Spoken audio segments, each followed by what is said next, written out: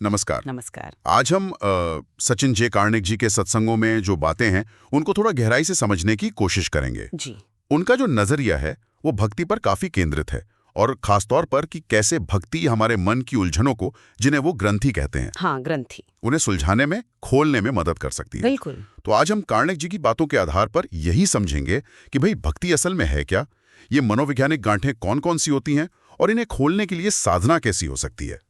और हाँ, तिलक जैसे जो प्रतीक हैं उनका क्या मतलब है, आध्यात्मिक रास्ते का लक्ष्य क्या है, ये सब बातें कार्णिक जी के सत्संगों से ही। जी, उनके नजरिए से। चलिए शुरू करते हैं भक्ति से ही। कार्णिक जी कहते हैं भक्ति मतलब प्रेम, लेकिन ऐसा प्रेम जिसमें अहंकार ना हो। हाँ, ये बहुत महत्वपूर्ण है। अहंकार रहित प्रेम। वो कहते हैं कि जब यही प्रेम या कहिए ऊर्जा अहंकार में फंस जाती है हाँ, तो उसे आसक्ति कहते हैं, है ना। बिल्कुल। आसक्ति मतलब एक उलझा हुआ, एक फोकस्ड लगाव जो हमारी ऊर्जा को बांध देता है। कहाँ बांध देता है? अहंकार की ग्रंथि में, अहम ग्रंथि जिसे कहते हैं। अच्छा, अहम ग्रंथि, ये तो फिर बहुत सेंट्रल कॉन्सेप्ट हुआ। हाँ, बहुत ही केंद्रीय है कार्णिक जी के विश्लेषण में। वो कहते हैं कि सनातन धर्म के जितने भी रास्ते हैं, जैसे चाहे भक्ति योग हो, ज्ञान योग, कर्म योग या फिर अष्टांग योग, सबका एक मतलब छुपा हुआ या साफ लक्ष्य इन्हीं ग्रंथियों को खोलना या तोड़ना है। अच्छा, हाँ, ये ग्रंथियां, जैसा आपने कहा, मनोवैज्ञानिक बाधाएं हैं, रुकावटें हैं। इसे थोड़ा और आसानी से समझा सकती हैं, जैसे? हाँ, बिल्कुल। इसे ऐसे समझ सकते हैं कि जैसे मान लीजिए कोई पाइप है, उसमें कहीं कचरा फंस गया। हाँ हाँ तो पानी का बहाव रुक जाता है या कम हो जाता है ना। जी। बस वैसे ही ये ग्रंथियां हमारी चेतना और ऊर्जा के सहज प्रवाह को, उसके फ्लो को रोक देती हैं। अच्छा, तो ये सिर्फ एक अहम ग्रंथि ही नहीं है फिर? कार्णिक जी और भी ग्रंथियों की बात करते हैं? हाँ हाँ, बिल्कुल। वो कई ग्रंथियों का जिक्र करते हैं, मतलब अलग अलग तरह की गांठें हैं मन में। कौन कौन सी? कुछ उदाहरण? जी, जैसे एक है इच्छाओं से जुड़ी, जिसे वो रुद्र ग्रंथि कहते हैं। इसका संबंध ज्यादातर पुरुष स्त्री आकर्षण या वासना से जोड़ते हैं। ओके। फिर मोह, मतलब अपनेपन से जुड़ी, ममता ग्रंथि। ये जो मैं और मेरा का भाव होता है ना। हाँ, मेरा घर मेरे लोग। बिल्कुल, वो। फिर एक और है संदेह ग्रंथि, मन में जो लगातार शक चलते रहते हैं। अच्छा, डाउट। हाँ, डाउट। अहम ग्रंथि तो है ही मैं हूं का भाव। और इसके अलावा वो लघुता ग्रंथि, मतलब खुद को कम समझना। Inferiority complex. हाँ, एक तरह से वही। और इसका उल्टा भी श्रेष्ठता ग्रंथि, खुद को दूसरों से बेहतर समझना। इसे भी वो एक तरह का ब्लॉकेज ही मानते हैं। बाप रे, ये तो काफी तरह की गांठें हो गई। हाँ, ये सब मन के अंदर की अलग अलग रुकावटें हैं। तो फिर क्या सिर्फ इनको जान लेना, पहचान लेना काफी है, या कार्णिक जी कहते हैं कि इन्हें खोलने का कोई तरीका है, कोई प्रोसेस? नहीं, सिर्फ जानना काफी नहीं है। ये तो पहला कदम है। कार्णिक जी के अनुसार इनको खोलने के लिए साधना, यानी नियमित अभ्यास, प्रैक्टिस की जरूरत होती है। साधना। और वो इस पर जोर देते हैं कि ये गांठें अक्सर धीरे धीरे खुलती हैं, एकदम से नहीं टूटती। अच्छा। और साधना भी कई तरह की हो सकती है। जैसे वो बताते हैं, मंत्र साधना है, नवधा भक्ति है। नवधा भक्ति, हाँ, इस पर आते हैं। हाँ, या फिर स्वरूप निष्ठा, मतलब अपने इष्ट देव के रूप में मन को टिकाना। जरूरी यह है कि साधना ऐसी हो जो इन ग्रंथियों पर असर करे, खासकर अहम ग्रंथि पर, क्योंकि अहंकार ही कहीं ना कहीं बाकी कई ग्रंथियों की जड़ में होता है। ठीक है, तो साधना की बात करते हैं। आपने नवदा भक्ति का नाम लिया, श्रीमद् भागवतम में है ये भक्ति के 9 प्रकार। कार्णिक जी इस पे काफी बात करते हैं। आज हम खास तौर पर सख्यम भक्ति को समझते हैं उनके अनुसार। क्या है ये सख्यम भक्ति? सख्यम भक्ति, सख्य मतलब दोस्ती, तो ईश्वर के साथ एक दोस्त का, एक सखा का भाव बनाना। अच्छा, भगवान से दोस्ती। हाँ, कार्णिक जी इसे बहुत अच्छे से समझाते हैं। जैसे दो पक्के दोस्त होते हैं ना, उनके बीच कोई पर्दा नहीं रहता। हाँ, सब कह देते हैं एक दूसरे से। बिल्कुल, पूरा भरोसा होता है। वैसे ही भक्त अपने इष्ट देव के साथ एक गहरा प्यार भरा दोस्ताना रिश्ता बनाता है। ये सिर्फ बाहर का नहीं, अंदर का जुड़ाव है, एक पक्का विश्वास। और इसमें अहंकार तो टिक ही नहीं सकता, क्योंकि सच्ची दोस्ती में अहंकार नहीं होता। सही कहा। वो घुल जाता है। इसका कोई उदाहरण देते हैं कार्णिक जी जो समझने में आसान हो? हाँ, जैसे वो राम भक्ति का उदाहरण देते हैं कि कोई भक्त रोज रामायण पढ़ता है या रामचरितमानस, हनुमान चालीसा, भगवान राम के बारे में सोचता है, उनके गुणों का चिंतन करता है, तो धीरे धीरे उसे भगवान राम अपने दोस्त जैसे लगने लगते हैं। वो मन ही मन उनसे बातें करता है, अपनी मुश्किलें बताता है, उनसे सलाह मांगता है। अच्छा। इसी तरह सूरदास जी का उदाहरण देते हैं। कृष्ण की प्रति उनका सखा भाव तो बहुत प्रसिद्ध है। बिल्कुल। तो कार्णिक जी का कहना है कि दोस्ती में जो प्यार की एक नेचुरल शक्ति होती है, जब उसे भगवान की तरफ मोड़ दिया जाता है, चाहे वो कृष्ण हो, राम हो, शिव या देवी माँ, तो वो सख्यम भक्ति बन जाती है और ये अहंकार की गांठ को ढीला करने में बहुत मदद करती है। ये तो बहुत दिलचस्प है। लेकिन मैंने सुना है कार्णिक जी चैतन्य महाप्रभु का भी जिक्र करते हैं, जो शायद इससे भी आगे की बात करते हैं। हाँ, बिल्कुल। कार्णिक जी बताते हैं कि चैतन्य महाप्रभु ने भक्ति की एक और ऊंची अवस्था बताई, भगवान को अपना प्रेमी या प्रियतम मानना। प्रेमी? हाँ, जिसे मधुर भाव कहते हैं। जैसे मीराबाई का भाव था कृष्ण के लिए, या जैसे ब्रज की गोपियों का राधा रानी का प्रेम था कन्हैया के लिए। अच्छा। हालांकि कार्णिक जी नवधा भक्ति के 9 रूपों के बाद 10वीं और आखिरी मंजिल के तौर पर प्रेमा लक्षणा भक्ति का जिक्र करते हैं। 10वीं भक्ति, प्रेमा लक्षणा? हाँ, ये वो भक्ति है जिसका लक्षण, जिसकी पहचान ही सिर्फ शुद्ध, बिना किसी स्वार्थ का प्रेम है। इसका जिक्र नारद भक्ति सूत्र और शांडिल्य भक्ति सूत्र जैसे पुराने ग्रंथों में भी है। ये भक्ति की वो हालत है जब भक्त और भगवान के बीच प्रेम के सिवा कुछ बचता ही नहीं। सारी गांठें, सारी ग्रंथियां घुल चुकी होती हैं। समझ गया। तो ये तो हुई भक्ति के अंदरूनी रूप की बात, उसकी सबसे ऊंची अवस्था। लेकिन कार्णिक जी बाहरी अभ्यासों या प्रतीकों पर भी कुछ कहते हैं, जैसे तिलक लगाना। इसका क्या महत्व है उनके हिसाब से? हाँ, वो प्रतीकों के महत्व को भी समझाते हैं, लेकिन एक खास तरीके से। जैसे तिलक का उदाहरण ले जो उन्होंने बताया। वैष्णव लोग यू आकार का तिलक लगाते हैं, चंदन का। हाँ, देखा है। और बीच में कुमकुम या सिंदूर की एक गोल बिंदी होती है, चंदलो कहते हैं उसे। चंदलो। तो कार्णिक जी समझाते हैं कि ये जो यू आकार है, ये भगवान नारायण के चरणों का प्रतीक है। मतलब भक्त का सब कुछ, उसकी भक्ति उनके चरणों में समर्पित है। चंदन पवित्रता, शीतलता का प्रतीक है। और वो बीच की लाल बिंदी? वो लाल चंदलो लक्ष्मी जी या राधा रानी का प्रतीक है, जो भगवान की शक्ति हैं, उनकी आह्लादनी शक्ति। अच्छा। और ये लगाते कहाँ हैं? इसका भी कोई मतलब है जगह का? हाँ, जगह बहुत महत्वपूर्ण है। ये तिलक दोनों भौहों के बीच लगाते हैं ना? हाँ, आज्ञा चक्र पर कहते हैं शायद। बिल्कुल। आज्ञा चक्र और सहस्रार चक्र के बीच का जो बिंदु है वहां। कार्णिक जी शिक्षापत्री जैसे ग्रंथों का हवाला देकर बताते हैं कि आध्यात्मिक रूप से ये जगह गोलोक धाम या वैकुंठ का प्रतीक है। वो परम धाम जहां सिर्फ प्रेम ही प्रेम है। वाह! और वो गोलचंदलो उस गोलोक धाम का प्रतीक है। दिलचस्प बात यह है कि इस जगह पर ध्यान लगाने का, तिलक लगाने का संबंध आज्ञा चक्र के खुलने से है, चेतना के ब्रह्मांड की सीमाओं से पार जाने से है। तो क्या सिर्फ तिलक लगाने से ही ये सब हो जाता है? आज्ञा चक्र खुल जाता है? नहीं नहीं, और यही कार्णिक जी का मुख्य पॉइंट है। वो साफ कहते हैं कि तिलक हो या कोई भी बाहरी निशान, वो अपने आप में लक्ष्य नहीं है। इनका मकसद बाहरी दिखावा करना या अलग-अलग ग्रुप बनाना बिल्कुल नहीं है।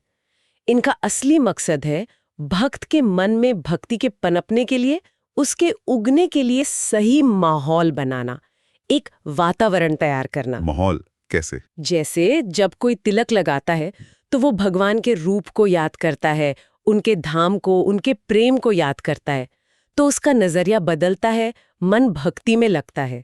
ये एक तरह का रिमाइंडर है, एक सहारा है। अच्छा, एक सपोर्ट। हाँ, लेकिन अगर कोई बस बाहरी निशान में ही अटक जाए और अंदर भाव न जगाए, तो फिर उसका कोई खास फायदा नहीं। उसको समझाने के लिए क्या वो कोई मिसाल देते हैं? हाँ, वो गुलाब के बगीचे की एक बहुत प्यारी मिसाल देते हैं। गुलाब का बगीचा? हाँ, कहते हैं जैसे गुलाब के बीज को एक सुंदर फूल बनने के लिए सही माहौल चाहिए ना, सही टेम्परेचर, सही पानी, अच्छी मिट्टी, घास फूस हटाना, देखभाल करना। हाँ बिल्कुल। ये सब बाहरी चीजें हैं, लेकिन इनके बिना बीज पनपेगा नहीं, फूल खिलेगा नहीं। सही बात है। इसी तरह भक्ति के जो बाहरी अभ्यास हैं, जैसे तिलक लगाना, माला फेरना, मंदिर जाना, पूजा करना, शास्त्र पढ़ना, ये सब उस बगीचे की देखभाल जैसे हैं। अच्छा। ये बाहरी काम भक्ति के 9 रूपों, नवधा भक्ति जो कि खेती की तरह है, को बढ़ने में मदद करते हैं।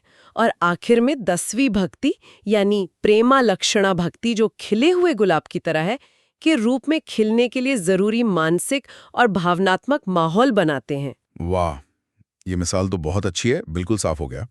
तो बाहरी अभ्यास साधन है, साधे नहीं। एग्जैक्टली। इनका मकसद है अंदर भक्ति के फूल को खिलाने में मदद करना। बिल्कुल सही। इसका मतलब यही है कि ये बाहरी रस्में और प्रतीक सिर्फ दिखावा नहीं है, जैसा कुछ लोग मान लेते हैं। कार्णिक जी के अनुसार अगर इन्हें सही भाव और समझ से किया जाए तो ये अंदरूनी विकास के लिए जरूरी माहौल बनाने के बड़े साइंटिफिक तरीके हैं। ये भक्ति के बीज को उगने, जड़ पकड़ने और फिर पूरी तरह खिलने में मदद करते हैं। तो फिर जब वो भक्ति का गुलाब पूरी तरह खिल जाता है, मतलब प्रेमा लक्षणा भक्ति मिल जाती है, तब क्या होता है? भक्ति का आखिरी लक्ष्य क्या है? कार्णिक जी क्या बताते हैं इस बारे में? वो भक्ति की उस सबसे ऊंची अवस्था के बारे में बताते हैं। कहते हैं कि तब इंसान चेतना के लेवल पर यूनिवर्स की, ब्रह्मांड की सीमाओं को पार कर जाता है। सीमाओं को पार? हाँ, उसका शरीर, उसका मन पूरी तरह से दिव्य हो जाते हैं। मतलब उनमें दुनिया की कोई गंदगी, कोई मैल नहीं रहता। ऐसा इंसान फिर खुद भगवान के हाथों का एक इंस्ट्रूमेंट बन जाता है। भगवान उससे अपनी सेवा करवाते हैं। अच्छा। उसकी ऊर्जा फिर कभी भी फालतू की सांसारिक चीजों में बर्बाद नहीं होती। वो पूरी तरह से पॉजिटिव, डिवाइन कामों में लगती है। आपने तिलक के बारे में बताते हुए आज्ञा चक्र पर महालक्ष्मी, महासरस्वती, महाकाली के मिलन की बात कही थी। उसे थोड़ा और समझाएंगे? हाँ, कार्णिक जी बताते हैं कि तिलक में जो आज्ञा चक्र का पॉइंट है, वो लाल बिंदी, वो सिंबॉलिकली इन 3 महाशक्तियों, महालक्ष्मी जो ऐश्वर्य देती हैं, पालन करती हैं, महासरस्वती जो ज्ञान देती हैं, सृष्टि करती हैं, और महाकाली जो संहार करती हैं, लय करती हैं, के मिलने की जगह है। तीनों शक्तियों का मिलन। हाँ। और वो इसे राधा कृष्ण के एक होने के बराबर बताते हैं। वृंदावन में कहते ना, राधा में ही कृष्ण है। हाँ, सुना है। इसका गहरा मतलब है कि शक्ति राधा और शक्तिमान कृष्ण अलग नहीं, एक ही हैं। भक्ति जब पक जाती है तो भक्त इस एकता को महसूस करता है। जहां पूजने वाला और जिसकी पूजा हो रही है, उनका भेद मिटने लगता है, सिर्फ प्रेम रह जाता है। क्या कार्णिक जी आध्यात्मिक तरक्की के कुछ ठोस निशानियों के बारे में भी बताते हैं? मतलब कैसे पता चले कि कोई भक्त के रास्ते पर आगे बढ़ रहा है? हाँ, वो कुछ संकेतों की बात करते हैं। एक दिलचस्प संकेत है सपनों में बदलाव आना। सपनों में? हाँ, जैसे जैसे भक्ति और श्रद्धा बढ़ती है, दुनियादारी के या बेकार के सपने कम होने लगते हैं, और जो सपने आते हैं उनकी क्वालिटी बदल जाती है। क्वालिटी मतलब सपने ज्यादा सात्विक हो जाते हैं, ऊंचे दर्जे के। कभी कभी उनमें भगवान के दर्शन हो सकते हैं, या दिव्य चक्रों के या लोकों के दर्शन भी हो सकते हैं। ये सब दिखाता है कि मन ज्यादा शुद्ध हो रहा है, भगवान की तरफ प्यार और ध्यान बढ़ रहा है। अच्छा, और ये जो ज्ञान मार्ग की बात होती है, अहम ब्रह्मास्मि, मैं ब्रह्म हूं, इसका अनुभव, इसके बारे में कारण जी क्या कहते हैं भक्ति के संदर्भ में? कार्णिक जी ये साफ करते हैं कि अहम ब्रह्मास्मि का अनुभव मतलब ये जान लेना कि मैं शुद्ध चैतन्य ब्रह्म हूँ, ये आध्यात्मिक यात्रा का अंत नहीं है। ये एक बहुत जरूरी पड़ाव है, या कहिए शुरुआत है। शुरुआत? हाँ, उनके अनुसार लक्ष्य सिर्फ निर्गुण, बिना रूप वाले ब्रह्म को जानना ही नहीं है, बल्कि भगवान के साकार रूप के साथ, मतलब जिस रूप को आप मानते हैं, उसके साथ एक प्यार भरा रिश्ता बनाना है, उनकी उपासना करना है, उनका दर्शन पाना है, इष्ट दर्शन। वो भक्ति मार्ग में इस साकार उपासना पर बहुत जोर देते हैं। तो फिर भगवान की प्राप्ति कैसे होती है, उनका दर्शन कैसे होता है? कार्णिक जी कहते हैं इसके लिए सच्ची लगन चाहिए, वो तड़प, वो प्यास कि मुझे बस आप चाहिए और सिर्फ आप। जब भक्त के मन में ये एक तरफा तीव्र इच्छा जगती है तो भगवान जवाब देते हैं। ये कुछ वैसा ही है जैसा गीता का सार है ना। हाँ, कि जब भक्त पूरी तरह शरणागत हो जाता है, बिल्कुल, तो भगवान उसका सब भार उठा लेते हैं और उससे अपनी तरफ खींच लेते हैं। ये लगन, ये तड़प ही चाबी है। कार्णिक जी एक और बड़ी प्रैक्टिकल सी बात कहते हैं। हाँ, कि हमें अपनी तुलना किससे करनी चाहिए? हाँ, ये बहुत अच्छा सुझाव है उनका। वो कहते हैं कि हम अक्सर क्या करते हैं, अपनी तुलना अपने आसपास के लोगों से करते रहते हैं। हाँ, उसके पास ये है, मेरे पास नहीं। बिल्कुल, वो ऐसा है, मैं वैसा हूँ। इससे या तो ईगो बढ़ता है या हम खुद को कम समझने लगते हैं। सही बात है। कार्निक जी कहते हैं, अगर तुलना करनी ही है तो नारद जी जैसे महान संतों से करो, सिद्ध भक्तों से करो। सोचो कि वो भक्ति में कहाँ तक पहुंचे और हम कहाँ हैं। इस तरह का आत्मनिरीक्षण हमें अपनी कमियां दिखाएगा और आगे बढ़ने के लिए प्रेरित करेगा। ये तरक्की का दरवाजा खोल सकता है। संक्षेप में कहें तो कार्निक जी के विचारों का निचोड़ क्या है सनातन धर्म और आज के समय को लेकर? निचोड़ ये है कि कार्निक जी धर्म की सनातनता पर जोर देते हैं कि ये कोई आज की चीज नहीं, बल्कि बहुत पुराना सप्तऋषियों की परंपरा से चला आ रहा सत्य है। और वो ये भी कहते हैं कि आज का समय इस लिहाज से बहुत अच्छा है कि हमारे पास पुराने शास्त्र भी मौजूद हैं और नई टेक्नोलॉजी भी। हाँ, ये तो है। तो इन दोनों की मदद से भगवान से जुड़ना, उनसे रिश्ता बनाना पहले से ज्यादा आसान हो गया है। इसलिए उनके हिसाब से हमारा मेन काम यही होना चाहिए, भगवान से जुड़ना।